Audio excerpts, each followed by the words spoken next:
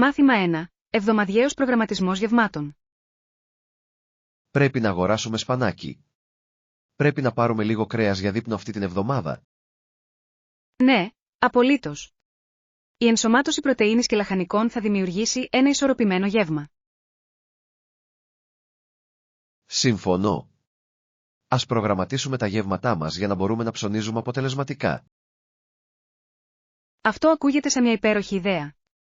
Η κατοχή ενός σχεδίου εξοικονομεί χρόνο και χρήμα. Επιπλέον, διασφαλίζει ότι τρώμε υγιεινά όλη την εβδομάδα. Ναι, και μπορούμε να δοκιμάσουμε νέες συνταγές για να κρατήσουμε τα πράγματα ενδιαφέροντα. Είμαι ενθουσιασμένος που θα πειραματιστούμε μαζί στην κουζίνα.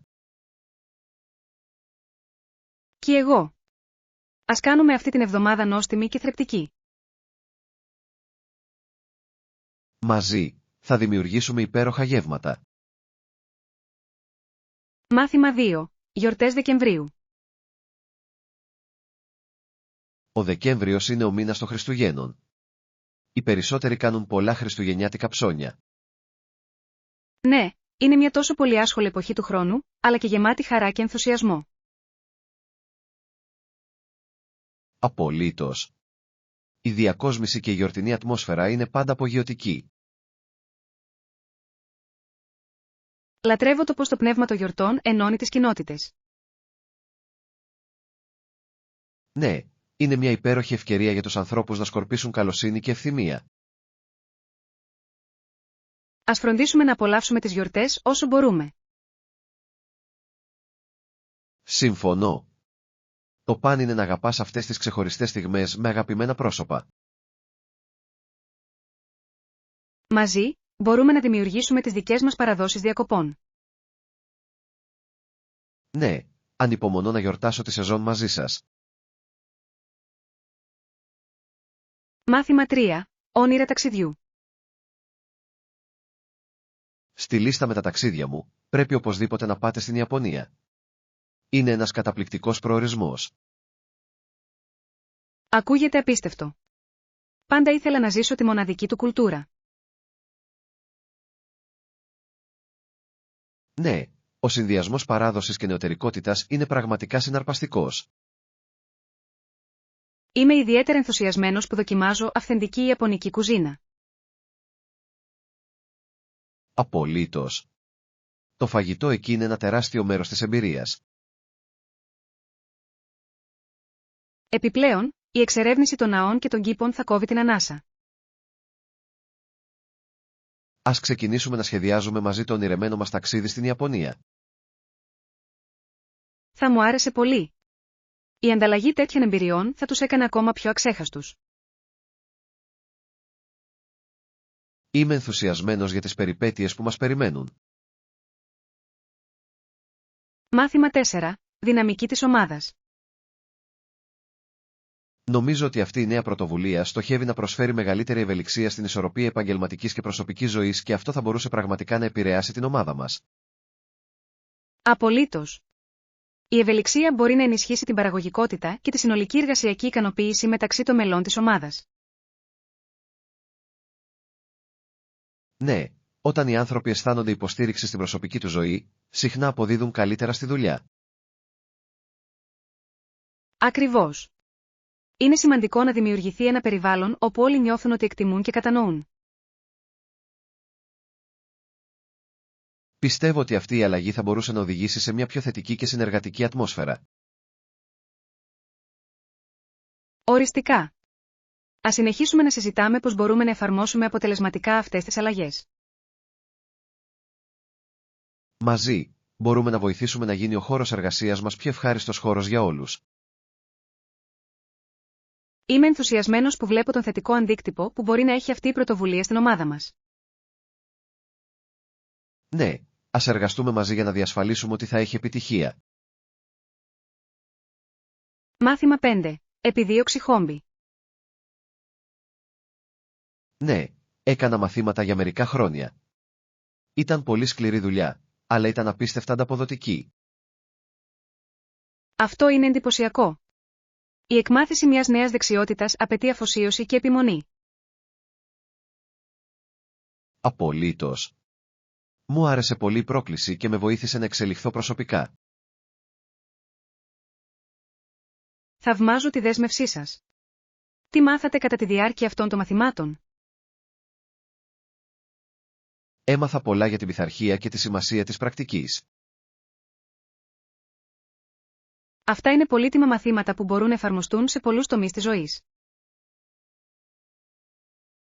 Ναι, και μου άνοιξε επίσης νέες ευκαιρίες να συνδεθώ με άλλους. Αυτό είναι υπέροχο. Τα χόμπι μπορεί να είναι ένας πολύ καλός τρόπος για να συναντήσετε ομοειδεάτες. Θα ήθελα να ακούσω περισσότερα για τις εμπειρίες σας με την εκμάθηση νέων πραγμάτων. Μάθημα 6. Μελλοντικές φιλοδοξίες. Γεια, σκέφτομαι το μέλλον μας τελευταία. Έχετε κάνει κανένα σχέδιο? Ναι, έχω εξετάσει μερικές επιλογές, αλλά τίποτα δεν έχει καθοριστεί ακόμα. Αυτό είναι κατανοητό. Είναι καλό να κρατάμε ανοιχτές τις επιλογές μας καθώς εξερευνούμε. Ακριβώς. Πιστεύω ότι είναι σημαντικό να παραμείνουμε ευέλικτοι και ανοιχτοί σε νέες ευκαιρίες. Συμφωνώ. Το να έχουμε ένα όραμα για το μέλλον μπορεί να μας καθοδηγήσει στη λήψη αποφάσεων. Ναι, και βοηθάει να συζητάμε τις σκέψεις μας για να ξεκαθαρίσουμε τους στόχους μας. Ας ενημερώνουμε ο ένας τον άλλο για τα σχέδια μας, ώστε να μπορούμε να υποστηρίζουμε ο ένας τον άλλον. Θα μου άρεσε πολύ. Είναι πάντα χρήσιμο να έχεις κάποιον να μοιραστείς ιδέες. Μαζί, μπορούμε να πλοηγηθούμε στα μονοπάτια μας και να πετύχουμε τα όνειρά μας. Μάθημα 7. Συνδέσεις κοινότητας. Λοιπόν, Μάρκ, από πού είσαι αρχικά? Κατάγομαι από μια μικρή πόλη της επαρχίας, πολύ μακριά από την πόλη. Αυτό ακούγεται εγωιτευτικό. Φαντάζομαι ότι μεγαλώνοντας εκεί είχε τις δικές του μοναδικές εμπειρίες. Ναι, ήταν ήσυχο και όμορφο, με πολλή φύση να μας περιβάλλει. Μπορώ να δω πως αυτό θα διαμόρφωνε την οπτική σου για τη ζωή. Οριστικά. Με έμαθε να εκτιμώ τα πιο απλά πράγματα. Ας μοιραστούμε περισσότερα για το υπόβαθρό μας. Είναι συναρπαστικό να μαθαίνεις ο ένας από τον άλλον. Συμφωνώ. Οι διαφορετικές εμπειρίες μας μπορούν να προσφέρουν πολύτιμες γνώσεις. Ανυπομονώ να ακούσω περισσότερα για την ιστορία σου. Μάθημα 8. Βασικά είδη παντοπολίου. Είναι καλό να το ακούς. Έχεις μήλα? Ναι, το κάνουμε. Διαθέτουμε κόκκινα και πράσινα μήλα. Τέλειος. Αγαπώ και τα δύο είδη. Είναι υπέροχα για σνάκι ψήσιμο. Απολύτως. Τα μήλα είναι πολύ ευέλικτα και υγιεινά. Ας φροντίσουμε να πάρουμε μερικά για την επόμενη συνταγή μας. Ναι, και πρέπει επίσης να ελέγξουμε αν χρειαζόμαστε άλλα φρούτα. Φοβερή ιδέα. Μια ποικιλία φρούτων μπορεί να κρατήσει τα γεύματά μας ενδιαφέροντα. Είμαι ενθουσιασμένος που θα εξερευνήσω όλες τις επιλογές στην αγορά. Και εγώ. Ας γεμίσουμε το καλάθι μας με φρέσκα προϊόντα. Μάθημα 9. Δημιουργία συνδέσεων. Είναι σημαντικό να δημιουργήσετε μια σύνδεση με το θέμα και να δημιουργήσετε μια χαλαρή ατμόσφαιρα. Συμφωνώ απόλυτα. Ένα άνετο περιβάλλον ενθαρρύνει την ανοιχτή επικοινωνία. Ναι, όταν οι άνθρωποι αισθάνονται άνετα, είναι πιο πιθανό να μοιραστούν τις σκέψεις τους. Ακριβώς. Όλα έχουν να κάνουν με την οικοδόμηση εμπιστοσύνης και κατανόησης. Ας εξασκήσουμε τεχνικές που βοηθούν στη δημιουργία αυτής της σύνδεσης κατά τη διάρκεια των συζητήσεών μας. Αυτό ακούγεται σαν μια υπέροχη ιδέα. Θα ήθελα να βελτιώσω τις επικοινωνιακές μου δεξιότητες. Μαζί, μπορούμε να δημιουργήσουμε ένα θετικό περιβάλλον για όλους τους εμπλεκόμενους. Ναι, ανυπομονώ να ενισχύσω την ικανότητά μας να αλληλεπιδρούμε με άλλους. Θα είναι μια ανταποδοτική εμπειρία και για τους δύο. Μάθημα 10. Έβρεση της βιβλιοθήκης. Ψάχνω για την πλησιέστερη βιβλιοθήκη. Ξέρεις που είναι? Σίγουρος. Σε ποια περιοχή είσαι? Αυτή τη στιγμή βρίσκομαι κοντά στο πάρκο, λίγα τετράγωνα μακριά. Αυτό είναι βολικό. Η βιβλιοθήκη είναι στην πραγματικότητα ακριβώς στη γωνία από εκεί. Είναι υπέροχο να το ακούς. Εκτιμώ τη βοήθειά σας στην έβρεση του. Κανένα πρόβλημα. Οι βιβλιοθήκες είναι θαυμάσια μέρη για να εξερευνήσετε νέες ιδέες και πόρους. Δεν θα μπορούσα να συμφωνήσω περισσότερο. Μου αρέσει η ήσυχη ατμόσφαιρα για τη μελέτη. Ναι, είναι τέλειο για να εστιάσετε και να χαθείτε σε ένα καλό βιβλίο. Είμαι ενθουσιασμένος που θα επισκεφθώ και θα δω μερικές νέες αναγνώσεις. Μάθημα 11. Περιπέτειες αγοράς. Λατρεύω τις αγορές. Σίγουρα θα πάω εκεί. Υπάρχει κάτι άλλο που πρέπει να ψάξω? Ναι, σίγουρα. Οι αγορές έχουν συχνά μοναδικά τοπικά προϊόντα που δεν θα βρείτε αλλού. Αυτό είναι αλήθεια. Μου αρέσει να ανακαλύπτω χειροποίητα προϊόντα και χειροποίητα τρόφιμα. Απολύτως. Είναι ένας πολύ καλός τρόπος για να υποστηρίξετε τους ντόπιους τεχνίτες και αγρότες. Είμαι επίσης ενθουσιασμένος που θα δοκιμάσω κάποιο street food όσο είμαστε εκεί. Ναι, η δοκιμή νέων πιάτων είναι ένα από τα καλύτερα μέρη της επίσκεψης στις αγορές. Ας φτιάξουμε μια λίστα με πράγματα που θέλουμε να αναζητήσουμε πριν πάμε. Φοβερή ιδέα. Θα μας βοηθήσει να παραμείνουμε συγκεντρωμένοι κατά την εξερεύνηση. Ανυπομονώ για την περιπέτειά μας στην αγορά. Μάθημα 12. Χειμερινά ρούχα. Αν έξω κάνει πολύ κρύο, φοράω χειμωνιάτικο παλτό. Αυτό είναι έξυπνο. Η παραμονή ζεστή είναι απαραίτητη κατά τους χειμερινούς μήνες. Ναι, και αν κάνει απλώς κρύο, μου αρέσει να φοράω γάντια ή καπέλο. Απολύτως. Αυτά τα μικρά αξεσουάρ μπορούν να κάνουν μεγάλη διαφορά στην άνεση. Πάντα νιώθω πιο προετοιμασμένη όταν βάζω σωστά τα ρούχα μου. Ναι, το layering είναι το κλειδί για να παραμείνετε ζεστοί χωρίς να αισθάνεστε πολύ ογκώδεις. Ας φροντίσουμε να έχουμε τα πάντα έτοιμα για τη χειμερινή περίοδο. Φοβερή ιδέα. Θα μας βοηθήσει να απολαύσουμε τη σεζόν χωρίς ενόχληση. Είμαι ενθουσιασμένος που θα αγκαλιάσω το χειμώνα με τον κατάλληλο εξοπλισμό. Μάθημα 13. Αντιμετώπιση φόβων. Συχνά βρίσκομαι να στέκομαι στην άκρη μιας κατάστασης που με κάνει να αισθάνομαι άγχος, αναρωτώμενος γιατί σκέφτηκα να βάλω τον εαυτό μου εκεί έξω από την πρώτη θέση. Είναι απολύτως φυσιολογικό να νιώθεις έτσι. Η αντιμετώπιση των φόβων μας μπορεί να μοιάζει σαν μια ανυπέρβλητη πρόκληση, αλλά είναι ζωτική σημασίας για την προσωπική μας ανάπτυξη. Απολύτως, νομίζω ότι σε εκείνες τις στιγμές δυσφορίας ανακαλύπτουμε πραγματικά τις δυνάμεις και τις δυνατότητές μας. Ναι, και κάθε φορά που αντιμετωπίζουμε τους φόβους μας, κάνουμε ένα σημαντικό βήμα για να γίνουμε άτομα με μεγαλύτερη αυτοπεποίθηση και ανθεκτικότητα. Είναι ενδιαφέρον πως αυτοί οι φόβοι μπορούν πραγματικά να μας κρατήσουν πίσω, αλλά όταν επιτέλους προχωράμε, συνειδητοποιούμε ότι άξιζε τον κόπο από την αρχή. Ακριβώς. Κάθε εμπειρία μας διδάσκει πολύτιμα μαθήματα, και αυτά είναι που διαμορφώνουν ποιοι γινόμαστε. Έχω παρατηρήσει ότι όσο περισσότερο αντιμετωπίζω τους φόβους μου, τόσο λιγότερο εκφοβιστικοί μου φαίνονται, σχεδόν σαν να χάνουν τη δύναμή τους πάνω μου.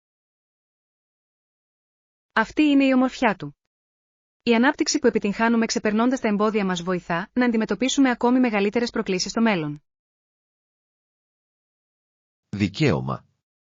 Και νομίζω ότι είναι απαραίτητο να υπενθυμίσουμε στον εαυτό μας ότι ο φόβος είναι ένα φυσικό μέρος του ταξιδιού, όχι κάτι που πρέπει να αποφύγουμε με κάθε κόστος. Μάθημα 14. Παροχές εργαζομένων. Είναι αναζωογονητικό να ακούσω ότι αυτός ο χώρος εργασίας εκτιμά πραγματικά την ισορροπία μεταξύ επαγγελματικής και προσωπικής ζωής, η οποία γίνεται όλο και πιο σπάνια αυτές τις μέρες. Συμφωνώ απόλυτα. Είναι σημαντικό για τους εργαζόμενους να αισθάνονται ότι υποστηρίζονται τόσο προσωπικά όσο και επαγγελματικά, και αυτό είναι που κάνει μια εταιρεία να ξεχωρίζει.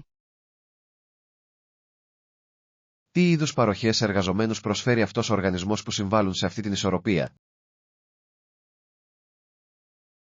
Λοιπόν, για αρχή, παρέχουν ευέλικτο ωράριο εργασίας, το οποίο μας επιτρέπει να διαχειριζόμαστε αποτελεσματικά το χρόνο μας χωρίς να θυσιάζουμε προσωπικές δεσμεύσεις. Ακούγεται απίστευτο. Η επιλογή της εξαποστάσεως εργασίας πρέπει επίσης να βοηθήσει στη μείωση του άγχους και στη βελτίωση της παραγωγικότητας. Απολύτως.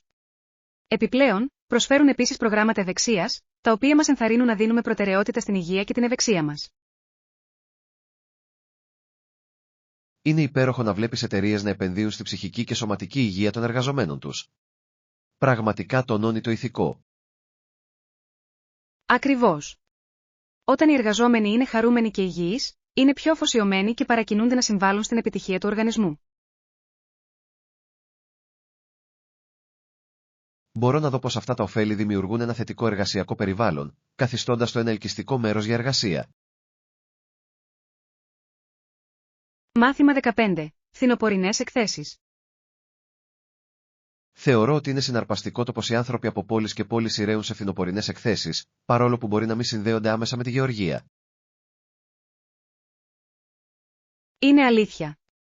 Οι φθινοπορεινές εκθέσεις προσφέρουν ένα μοναδικό μείγμα νοσταλγίας και πνεύματος κοινότητας που προσελκύει όλους. Η ποικιλία των εμπειριών, από το νόστιμο φαγητό μέχρι τις συναρπαστικές βόλτες, εχμαλωτίζει πραγματικά την ουσία του φθινοπόρου. Ναι, και οι χειροτεχνίες και τα τοπικά προϊόντα που εκτίθενται υπογραμμίζουν τη δημιουργικότητα και το ταλέντο σε αυτές τις αγροτικές κοινότητες. Είναι ένας θαυμάσιος τρόπος για να διατηρήσετε τις παραδόσεις ζωντανές και να επιτρέψετε στους κατοίκους των πόλεων να εκτιμήσουν την αγροτική ζωή, ακόμα και μόνο για ένα Σαββατοκύριακο. Απολύτως. Οι εκθέσεις δημιουργούν μια αίσθηση σύνδεσης, γεφυρώνοντας το χάσμα μεταξύ αστικού και αγροτικού τρόπου ζωής.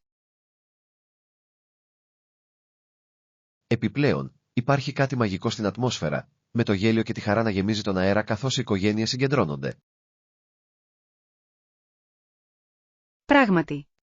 Είναι μια γιορτή της κοινότητας, που μας υπενθυμίζει τις απλές απολαύσεις στη ζωή και τη σημασία της συντροφικότητας.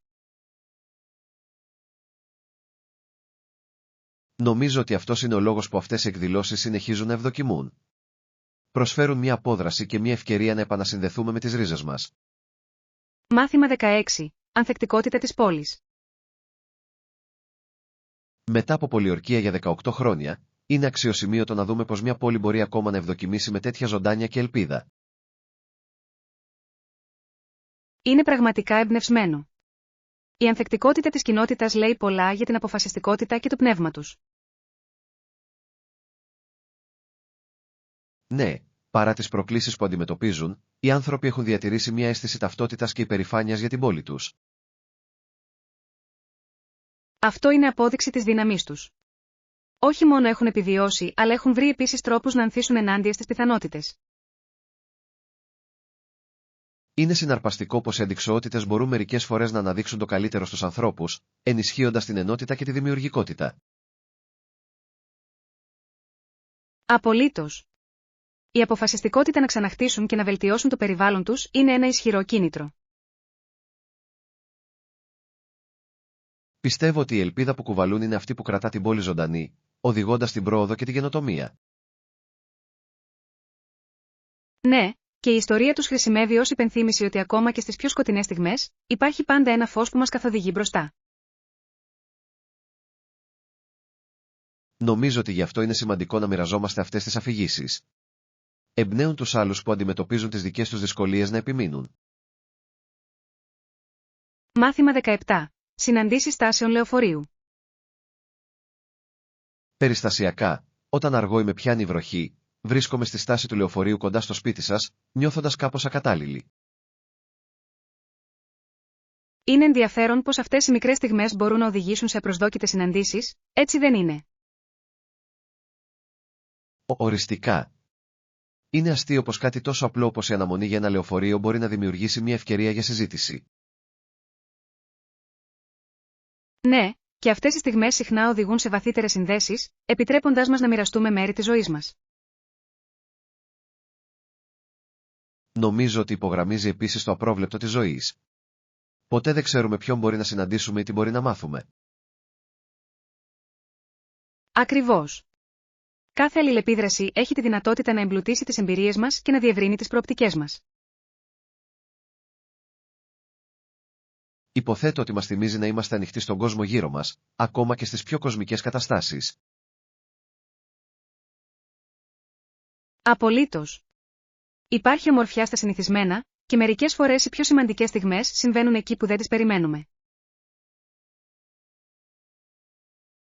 Είναι μια εξαιρετική υπενθύμηση να αγκαλιάσουμε τον αυθορμητισμό και να επιτρέψουμε στον εαυτό μας να συνδεθεί με τους άλλους. Μάθημα 18. Καλή συμφωνία. Όταν άκουσα για την προσφορά για 2 νύχτες σε τόσο λογική τιμή, σκέφτηκα ότι ήταν πολύ καλή για να είναι αληθινή. Ξέρω τι εννοείς. Τέτοιες προσφορές είναι δύσκολο να επιτευχθούν, ειδικά σε δημοφιλείς τουριστικές περιοχές. Κάνει τον προγραμματισμό μιας απόδρασης πολύ πιο ελκυστικό όταν βρίσκεται κάτι οικονομικό. Απολύτως. Μια καλή συμφωνία μπορεί να ανοίξει τόσες πολλές δυνατότητες, επιτρέποντάς μας να εξερευνήσουμε νέα μέρη χωρίς να σπάσουμε τα χρήματα.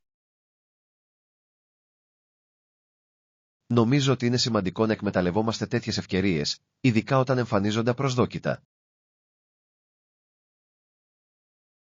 Ναι, και ο ενθουσιασμός του προγραμματισμού ενός ταξιδιού ενισχύεται όταν ξέρετε ότι έχετε εξαιρετική αξία για τα χρήματά σας. Κάνει την εμπειρία όχι μόνο ευχάριστη, αλλά και ανταποδοτική, γνωρίζοντας ότι έχετε κάνει μια έξυπνη επιλογή. Ακριβώς. Επιπλέον, μας δίνει την ευκαιρία να δημιουργήσουμε μόνιμες αναμνήσεις χωρίς το άγχος της οικονομικής πίεσης. Είμαι για να αξιοποιήσω στο έπακρο κάθε ευκαιρία, ειδικά όταν πρόκειται για ταξίδια. Μάθημα 19. Κόστος διαμονής. Όταν σχεδιάζετε ένα ταξίδι, είναι σημαντικό να δίνετε προτεραιότητα στο κόστος διαμονής για να διασφαλίσετε ότι θα παραμείνουμε εντός του προϋπολογισμού. Απολύτως.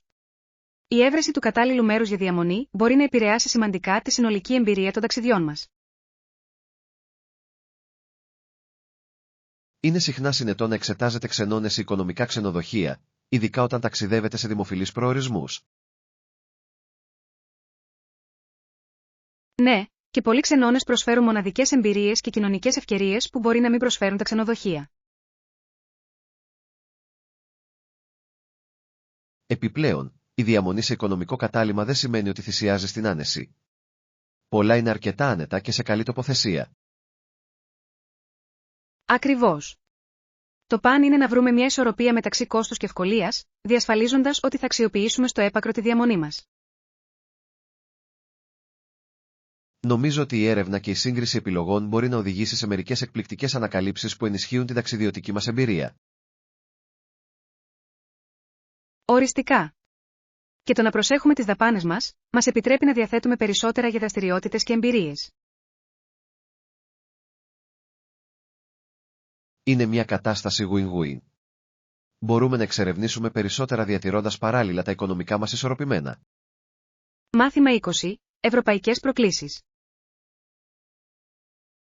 Η ζωή εδώ μπορεί να είναι δύσκολη, ειδικά λαμβάνοντας υπόψη το υψηλότερο κόστος σε σύγκριση με τις περισσότερες άλλες ευρωπαϊκές χώρες. Ναι, συχνά αισθάνεται ότι το κόστος ζωής συνεχίζει να αυξάνεται, καθιστώντας δύσκολο για πολλούς να τα βγάλουν πέρα άνετα. Είναι απογοητευτικό όταν τα βασικά έξοδα υπερτερούν της ποιότητας ζωής, η οποία πρέπει να είναι προτεραιότητα για όλους. Απολύτως. Είναι σημαντικό για τις κυβερνήσεις να αντιμετωπίσουν αυτά τα ζητήματα και να βρουν λύσεις που να ωφελούν τους πολίτες τους. Νομίζω ότι η ευαισθητοποίηση σχετικά με αυτές τις προκλήσεις είναι το πρώτο βήμα προς τη δημιουργία θετικής αλλαγής.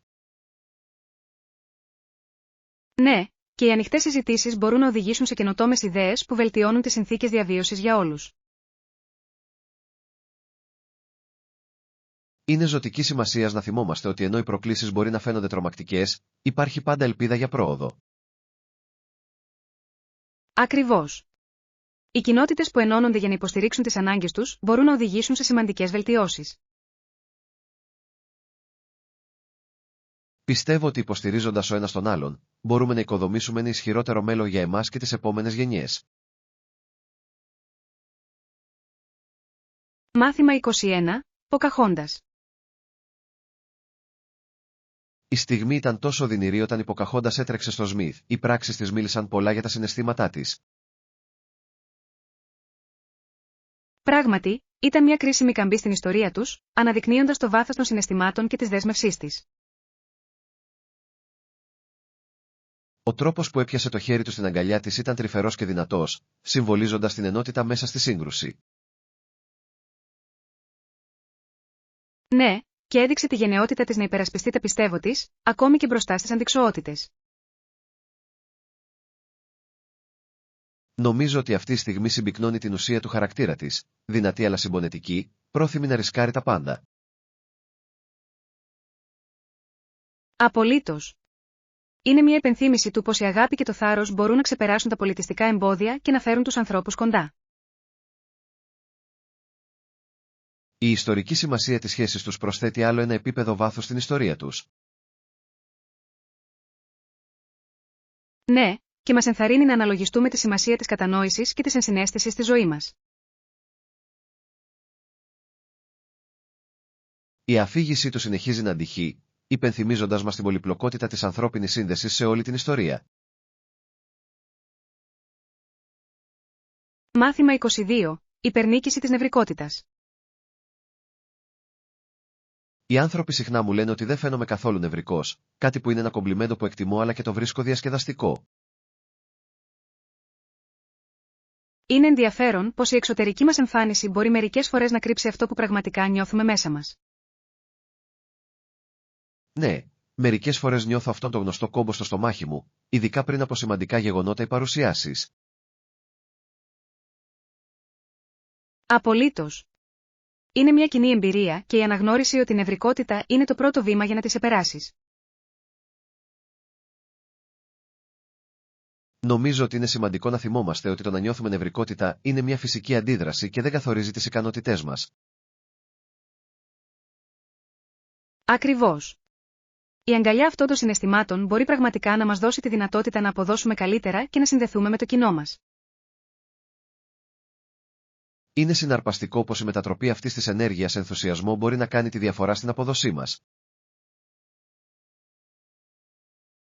Ναι, και η εξάσκηση τεχνικών ενσυνειδητότητας μπορεί να μας βοηθήσει να διαχειριστούμε αποτελεσματικά αυτά τα νεύρα. Ανακάλυψα ότι η εστίαση στην αναπνοή μου και η παραμονή μου μπορεί πραγματικά να με βοηθήσει να ηρεμήσω το μυαλό μου. Μάθημα 23. Solo Adventures. Γεια σου. Άκουσα ότι σχεδιάζετε ένα solo ταξίδι και πρέπει να πω ότι είστε πολύ γενναίοι εκ μέρους σας. Υπάρχουν κάποιες ανησυχίες που έχετε στο μυαλό σας σχετικά με αυτό? Ευχαριστώ. Ειλικρινά, είμαι ενθουσιασμένος αλλά και λίγο ανήσυχος. Το να ταξιδεύω μόνος μου σημαίνει ότι πρέπει να βασιστώ απόλυτα στον εαυτό μου, κάτι που είναι και συναρπαστικό και λίγο τρομακτικό. Καταλαβαίνω απόλυτα αυτό το συναίσθημα. Είναι σαν να μπαίνεις στο άγνωστο, αλλά μπορεί επίσης να οδηγήσει στις πιο αξέχαστες εμπειρίες. Ποιος είναι ο προορισμός που σκέφτεστε?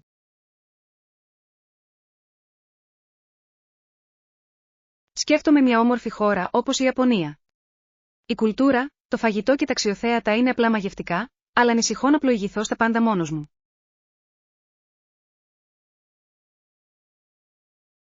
Η Ιαπωνία είναι μια απίστευτη επιλογή. Τα μέσα μαζικής μεταφοράς είναι πολύ αποδοτικά, οπότε αρκεί να προγραμματίσετε λίγο, θα τα βρείτε διαχειρίσιμα. Έχετε σκεφτεί τα μέρη που θέλετε να επισκεφτείτε? Ναι, θα ήθελα πολύ να δω τους ναούς του Κιώτο και ίσως ακόμη και να εξερευνήσω τους πολυσύχναστους δρόμους του Τόκιο.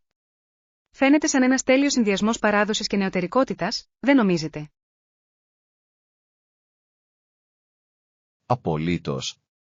Και να θυμάστε, ότι η συνάντηση νέων ανθρώπων μπορεί επίσης να είναι μέρος του ταξιδιού σας. Μερικές φορές, οι σόλο ταξιδιώτες βρίσκουν φιλίες στα πιο προσδόκητα μέρη. Αυτό είναι αλήθεια, και υποθέτω ότι η ανταλλαγή εμπειριών με συνταξιδιώτες μπορεί να κάνει το ταξίδι ακόμα πιο εμπλουτιστικό. Απλώς ελπίζω να βγω από τη ζώνη άνεσής μου. Το παν είναι να βγεις έξω, σωστά. Κάθε πρόκληση που αντιμετωπίζετε θα σας βοηθήσει να αναπτυχθείτε. Επιπλέον, θα επιστρέψετε με ιστορίες που θα εμπνεύσουν άλλους να ξεκινήσουν τις δικές τους περιπέτειες. Μάθημα 24. Fragrance Fusion. Οπωσδήποτε, μπορείτε να αναμίξετε διαφορετικά αρωματικά έλαια για να δημιουργήσετε μοναδικά αρώματα και χρώματα, τα οποία προσθέτουν μια συναρπαστική διάσταση στα έργα σας. Το έχετε δοκιμάσει ποτέ πριν? Δεν έχω, αλλά ακούγεται συναρπαστικό. Φαντάζομαι ότι η ανάμιξη διαφορετικών λαδιών μπορεί να οδηγήσει σε κάτι πραγματικά ξεχωριστό. Ποιοι συνδυασμοί πιστεύετε ότι λειτουργούν καλύτερα μαζί? Ένας κλασικός συνδυασμός είναι η λεβάντα και η βανίλια. Αλληλοσυμπληρώνονται υπέροχα. Το χαλαρωτικό άρωμα της λεβάντας σε συνδυασμό με τη γλύκα της βανίλιας δημιουργεί μια χαλαρωτική ατμόσφαιρα. Αυτό ακούγεται απολαυστικό. Μπορώ ήδη να φανταστώ πόσο υπέροχο θα ήταν αυτό σε ένα κερί. Τι γίνεται όμως με κάτι πιο περιπετειώδες? Για πιο τολμηρό μείγμα, δοκιμάστε να συνδυάσετε αρώματα εσπεριδοειδών όπως λεμόνι ή πορτοκάλι με μια νότα μέντας. Μπορεί να είναι αναζωογονητικό και αναζωογονητικό, ιδανικό για να ανεβάσει τη διάθεσή σας. Wow, Απολύτως. αυτό ακούγεται σαν έκρηξη ενέργειας. Ξεκινήστε με μια νότα βάσης Θα και στη ήθελα να συνέχεια πειραματιστώ προσθέστε με μεσαίες αυτούς και τους κορυφαίες συνδυασμούς. νότες σταδιακά. Έχετε κάποιες Με συμβουλές αυτόν για τον την τρόπο, εξισορρόπηση των μπορείτε να αρωμάτων? βρείτε την τέλεια ισορροπία χωρίς να καταπιέζετε τις αισθήσεις σας. Αυτή είναι η υπέροχη συμβουλή. Λοιπόν, αν δημιουργούσα ένα άρωμα για χαλάρωση, τι θα προτείνατε? Για χαλάρωση, σκεφτείτε να χρησιμοποιήσετε το χαμομήλι ως βάση σας, με νότες ανταλόξυλου και μια πινελιά περγαμόντου. Δημιουργεί ένα χαλαρωτικό και γαλήνιο άρωμα που είναι τέλειο για χαλάρωση. Μάθημα 25. Ονειρεμένοι προορισμοί. Μπορείτε να απολαύσετε την Κώστα Ρίκα ή τον Μπαλί. Και τα δύο ακούγονται υπέροχα. Πώς προτείνετε να αποφασίσετε μεταξύ των δύο? Αυτή είναι μια δύσκολη επιλογή. Έχω ακούσει καταπληκτικά πράγματα για τις παραλίες των Μπαλί, αλλά η Κώστα Ρίκα είναι γνωστή για την απίστευτη βιοποικιλότητά της. Τι πιστεύεις? Αν σας αρέσει η περιπέτεια και η φύση, η Κώστα Ρίκα μπορεί να είναι η καλύτερη επιλογή. Τα τροπικά δάση και η άγρια ζωή κόβουν την ανάσα, καθώς και πολλές υπαίθριες δραστηριότητες που μπορείτε να δοκιμάσετε. Αυτό είναι αλήθεια. Λατρεύω την πεζοπορία και την εξερεύνηση νέων περιβαλλόντων. Αλλά και πάλι, το Μπαλί έχει τόσο πλούσιο πολιτισμό και εκπληκτικά τοπία, στα οποία είναι δύσκολο να αντισταθείς. Έχεις δίκιο. Οι ναοί και οι βεράντες του Μπαλί είναι εμβληματικές. Αν ψάχνετε για ένα μείγμα χαλάρωσης και πολιτισμού, το Μπαλί θα μπορούσε να είναι το μέρος που πρέπει να πάτε. Ακριβώς. Ίσως θα έπρεπε να σκεφτώ ποιες δραστηριότητες θέλω να δώσω προτεραιότητα. Αν κλείνω προς τη χαλάρωση, το Μπαλί μπορεί να είναι καλύτερο, αλλά για περιπέτεια με καλή η Κώστα Ρίκα.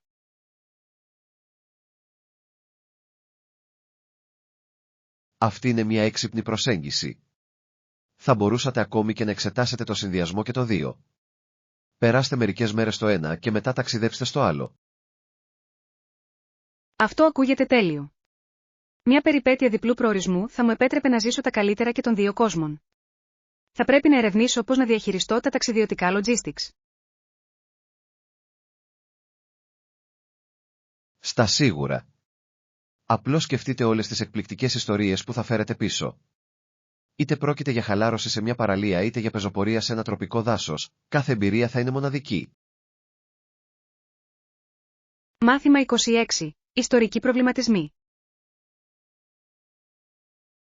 Πριν μεγαλώσουν τα παιδιά τους, πολλές μητέρες πέθαναν κατά τον τοκετό και ήταν μια δύσκολη περίοδος για τις οικογένειες.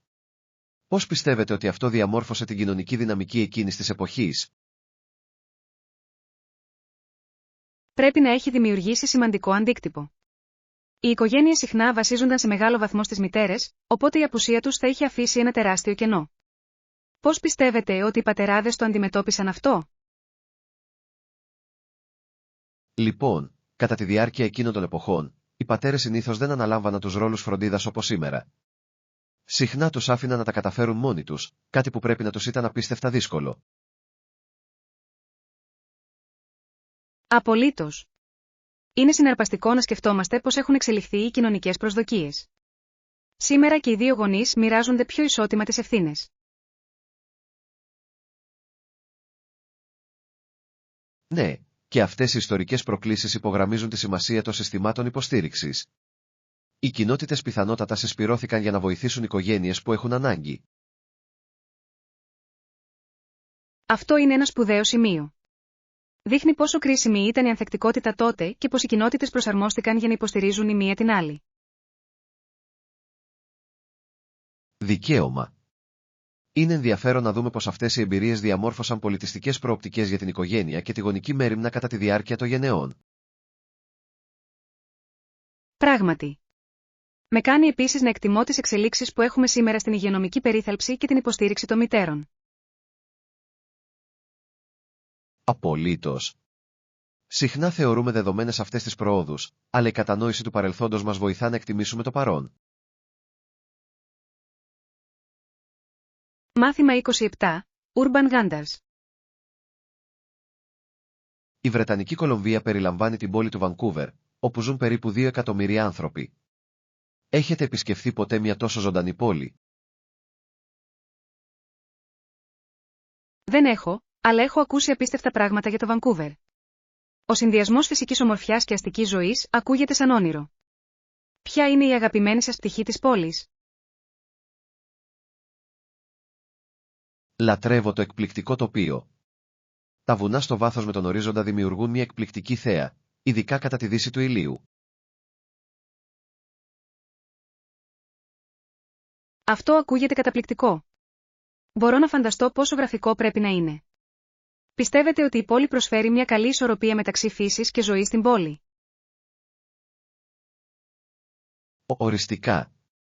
Μπορείτε να εξερευνήσετε το Stanley Park για μια γεύση από τη φύση και, στη συνέχεια, να απολαύσετε το ποικίλο φαγητό στο κέντρο της πόλης.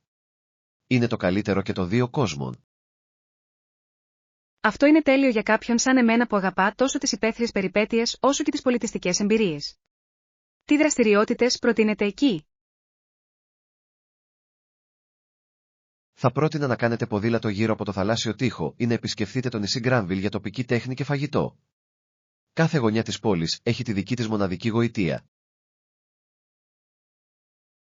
Λατρεύω αυτή την ιδέα. Επιπλέον, με τον ποικίλο πληθυσμό, είμαι σίγουρος ότι τα πολιτιστικά φεστιβάλ είναι απίστευτα. Θα ήθελα να ζήσω αυτό το ζωντανό κοινοτικό πνεύμα. Απολύτως. Τα φεστιβάλ αντικατοπτρίζουν την πολυπολιτισμική ουσία της πόλης, καθιστώντας τη μια πλούσια εμπειρία για τους επισκέπτες. Θα φύγετε με αξέχαστες αναμνήσεις. Μάθημα 28. Olympic Origins. Μετά τη σύσταση των αγώνων το 1894, οι πρώτοι Ολυμπιακοί αγώνες πραγματοποιήθηκαν στην Αθήνα, το 1896, σε αναγνώριση των αρχαίων παραδόσεων. Δεν είναι συναρπαστικό πόσο μακριά έχουν φτάσει οι Ολυμπιακοί αγώνες? Είναι πραγματικά. Η ιδέα της Ένωσης Αθλητών από όλο τον κόσμο για να αγωνιστούν είναι ένα τόσο ισχυρό σύμβολο ειρήνης και συναδελφικότητας. Πώς πιστεύετε ότι έχει εξελιχθεί με τα χρόνια? Με τα χρόνια, έχει μετατραπεί σε ένα παγκόσμιο θέαμα, προβάλλοντας όχι μόνο τον αθλητισμό αλλά και την πολιτιστική ανταλλαγή. Ο κόσμος μαζεύεται κάθε 4 χρόνια, κάτι που είναι αξιοσημείωτο. Αληθείς. Και είναι ενδιαφέρον να δούμε πώς έχουν αλλάξει και τα αθλήματα που περιλαμβάνονται, αντανακλώντας τα κοινωνικά ενδιαφέροντα και τις εξελίξεις. Ακριβώς. Νέα αθλήματα προστίθενται συνεχώς, καλύπτοντας τα εξελισσόμενα ενδιαφέροντα των νεότερων γενεών. Διατηρεί τους Ολυμπιακούς Αγώνες φρέσκους και επίκαιρους.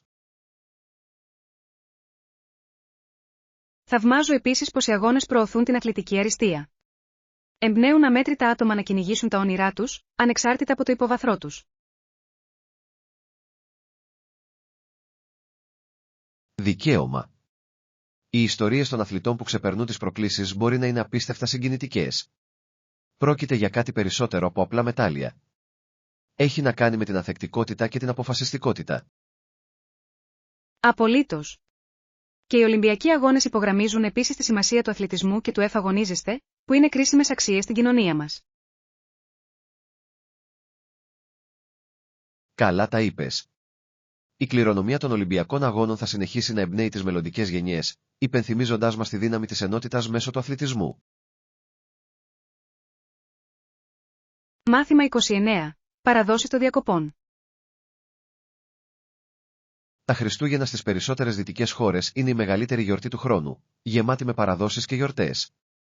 Τι σημαίνουν για εσάς οι διακοπές?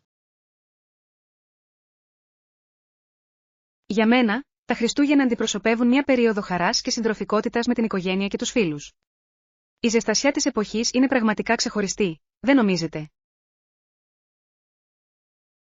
Απολύτως. Το πνεύμα του να δίνεις και να μοιράζεσαι είναι αυτό που το κάνει νόημα. Είναι συγκινητικό να βλέπεις ανθρώπους να συγκεντρώνονται για να γιορτάσουν. Ναι. Λατρεύω το πως οι κοινότητες φωτίζονται με διακοσμήσεις και γιορτές. Δημιουργεί μια τόσο μαγική ατμόσφαιρα που είναι δύσκολο να αντισταθείς. Και ας μην ξεχνάμε το φαγητό. Οι γιορτές είναι ένα αποκορύφωμα, φέρνοντας τους πάντες κοντά στο τραπέζι του δείπνου. Οριστικά. Το φαγητό έχει έναν τρόπο να μας συνδέει. Κάθε οικογένεια έχει τα δικά της ιδιαίτερα πιάτα που κάνουν τις διακοπές να αισθάνονται μοναδικές. Ακριβώς. Οι παραδόσεις που συνεχίζουμε δημιουργούν μόνιμες αναμνήσεις. Έχετε αγαπημένες παραδόσεις διακοπών? Ένα από τα αγαπημένα μου είναι να στολίζω το δέντρο ακούγοντας χριστουγεννιάτικη μουσική. Είναι ένας απλός αλλά χαρούμενος τρόπος για να ξεκινήσεις τη σεζόν. Αυτό είναι υπέροχο.